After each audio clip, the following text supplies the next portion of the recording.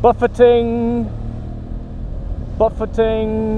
Okay, everyone knows I was working as a project manager in a company that makes defense products, and these guys wouldn't recruit me, and we were fighting to have me recruited, and the entire business wanted me to be recruited, but all the idiotic human resource people did not want me to get recruited, and they won the fight. So I don't work for them anymore, but I do work as a project manager for a company that is a consultants company that works for them. In fact, I still work for them, only I was externalized.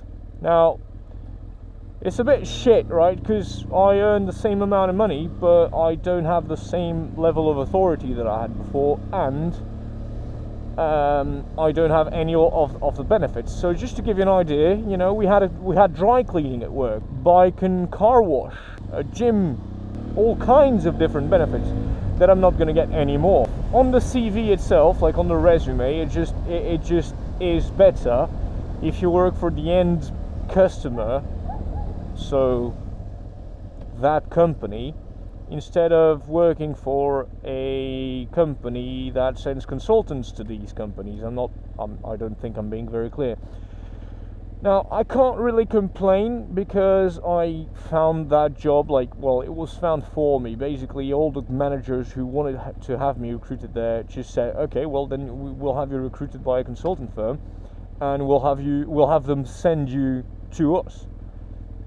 So it took about a week. I literally just lost a week in salary, which is a pain. But honestly, when I look at all the 26-year-olds out there, when the unemployment rate for our age class in France reaches like 25 to 30%, I can only be, happy with the situation. I have a job, I have a good salary, I can still do the trips and so on and so forth. I only received the news about going to Scotland a few days ago, really, because what happens is, and you know that just as well as I do, when you join a new company, you don't have any holidays to take until a certain amount of time, and so, but I really wanted to go to that Scotland trip. It's something we've been planning for a while, and it's become a tradition now with these guys, with my new best friends, to do this every year. I couldn't see myself not going. I really just could not fathom the consequences on myself of not going to my yearly bike trip with these guys.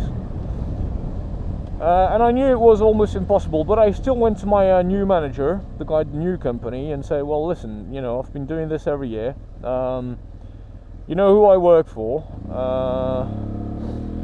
and you know why I work there, and you're aware of the situation. I was going to go on that trip anyway, so can you allow me to go?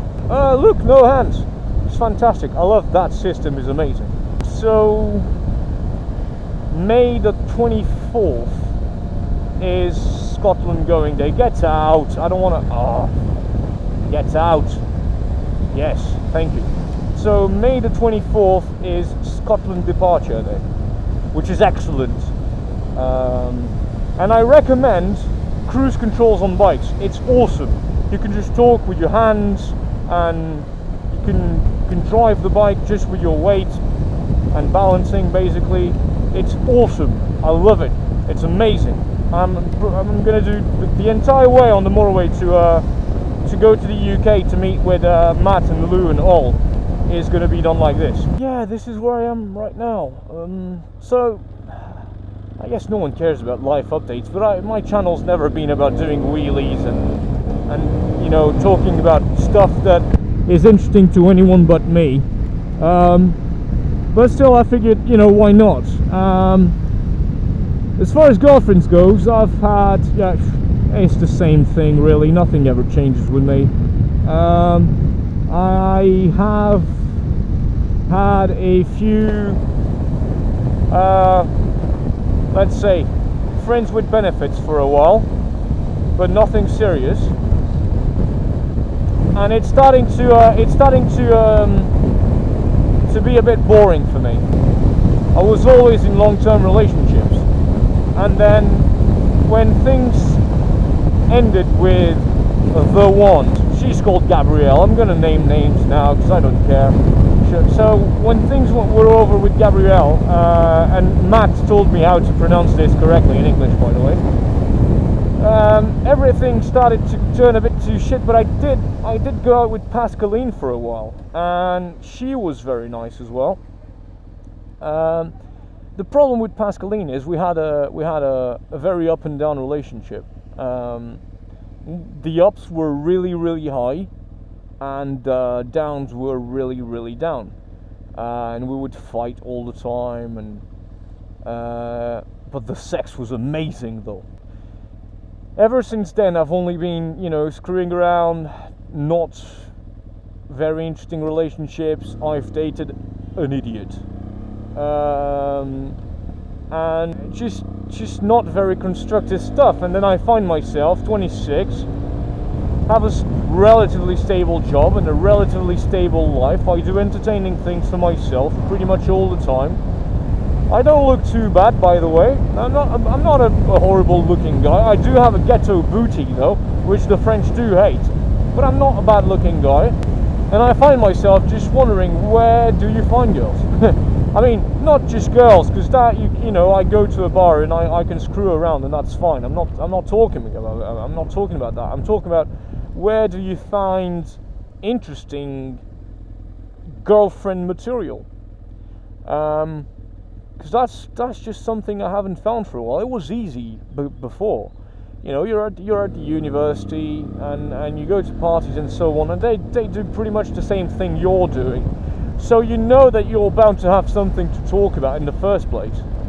But now, I mean, it's the fucking wilderness. And at work, they're all 50. Yeah, you know, it's not that I don't like cougars, but honestly.